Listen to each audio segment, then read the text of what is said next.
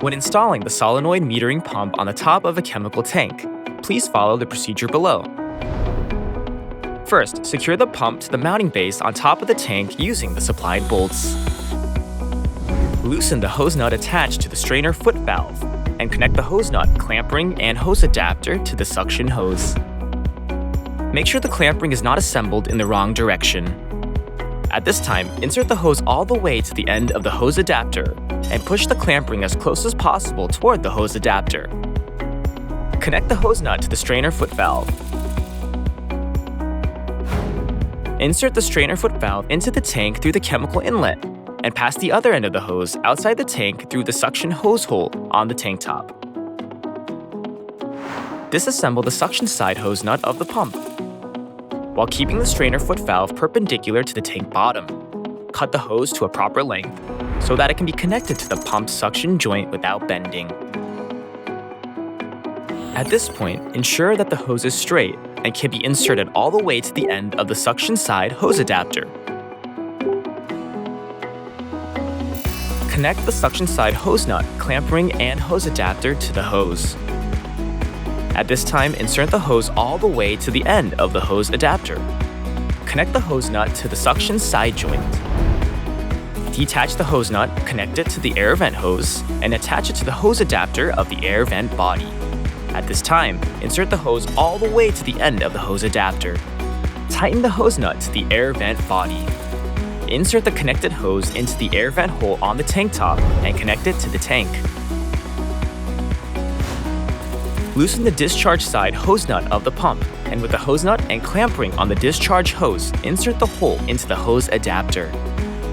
At this time, insert the hose all the way to the end of the hose adapter. Connect the hose nut to the discharge side joint. Cut the end of the injection nozzle so that its tip is positioned at the center of the delivery pipe. Install it at the injection point, and then detach the hose nut, clamp ring, and hose adapter. Connect the detached hose nut, clamp ring, and hose adapter in order to the end of the discharge hose. Connect the hose nut to the joint of the anti-siphon check valve.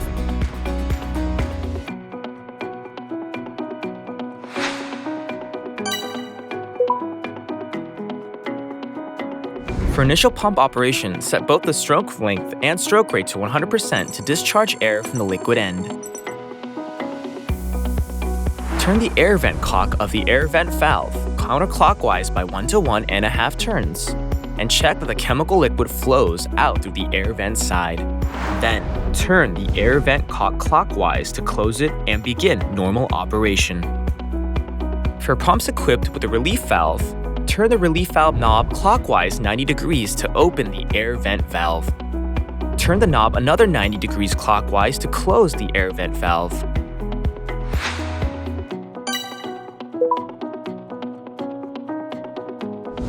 The discharge flow rate of the pump can be adjusted by operating the knob or button located on the control panel. As the stroke rate adjustment knob approaches 100%, the discharge speed increases. As the stroke length adjustment knob approaches 100%, the discharge volume per stroke increases. As the display value adjusted by the stroke number button approaches 100%, the discharge speed increases. As the display value adjusted by the stroke number button approaches 100%, the discharge speed increases. As the stroke length adjustment knob approaches 100%, the discharge volume per stroke increases.